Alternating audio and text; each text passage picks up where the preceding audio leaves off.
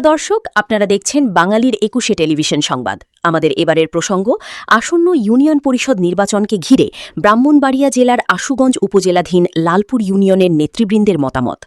Imran, secretary, Lalpur union কৃষক দল, লালপুর, আশুগঞ্জ, ব্রাহ্মণবাড়িয়া। বিশিষ্ট ব্যবসায়িক ও সমাজসেবক এবং সাধারণ সম্পাদক, বাংলাদেশ জাতীয়তাবাদী কৃষক দল, লালপুর ইউনিয়ন শাখা। আসন্ন ইউনিয়ন পরিষদ নির্বাচনে লালপুর ইউনিয়ন পরিষদের সম্ভাব্য চেয়ারম্যান পদপ্রার্থী হিসাবে তাঁর নাম শোনা গেলেও বাঙালির ২১শে পত্রিকার সাথে মতবিনিময়কালে এই ব্যাপারে নিজ মতামত প্রকাশ করে তিনি বলেন, আমি এবং আমরা পুরো ইউনিয়ন নিয়েই ভালো থাকতে চাই। তিনি বলেন, লালপুর ইউনিয়নের কয়েকটি বড় সমস্যা রয়েছে, যার মধ্যে উল্লেখযোগ্য মাদক, চুরি, রাস্তাঘাটে নিরাপত্তাহীনতা, সন্ত্রাস এবং জায়গাজমি অবৈধ দখল। এই সমস্যাগুলো সমাধানে সকলের সহযোগিতা নিয়ে কাজ করতে চান বলেও জানান তিনি। ইমরান আরও বলেন, আমার ইউনিয়নের জনগণ এবং জেলার কৃষক দল ও বিএনপির নেতৃবৃন্দের সমর্থন ও সহযোগিতা রয়েছে। তবে চেয়ারম্যান পদে নির্বাচন করার বিষয়ে এখনও কোনো চূড়ান্ত সিদ্ধান্ত নেননি বলে জানিয়েছেন তিনি।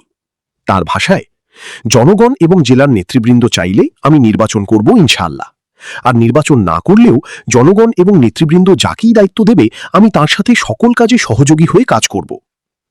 স্থানীয় রাজনীতিতে ইমরানের এই বক্তব্য ও অবস্থান ইতোমধ্যেই ইউনিয়ন জুড়ে আলোচনা সৃষ্টি করেছে। প্রতিদিনের আপডেট নিউজ পেতে বাঙালির ২১-এর সাথেই থাকুন। ধন্যবাদ সবাইকে। টিম বাঙালির ২১-এ। বিশিষ্ট ব্যবসায়ী ও সমাজসেবক হিসেবে স্থানীয়ভাবে পরিচিত ইমরান জানিয়েছেন, কৃষকদের অধিকার, ন্যায্য মূল্য নিশ্চিতকরণ, আধুনিক কৃষি প্রযুক্তির ব্যবহার এবং কৃষিজীবীদের জীবনমান উন্নয়নে তিনি সময়োপযোগী ও সৃজনশীল কর্মপরিকল্পনা নিয়ে কাজ করতে চান। স্থানীয় কৃষকদের সাথে নিয়মিত মতবিনিময়, কৃষি সহায়তা কার্যক্রম, তরুণদের কৃষিখাতে সম্পৃক্তকরণ এবং উৎপাদনমুখী উদ্যোগ গ্রহণের মাধ্যমে লালপুর ইউনিয়নকে একটি আধুনিক কৃষি মডেল হিসেবে গড়ে তোলার স্বপ্ন দেখছেন তিনি।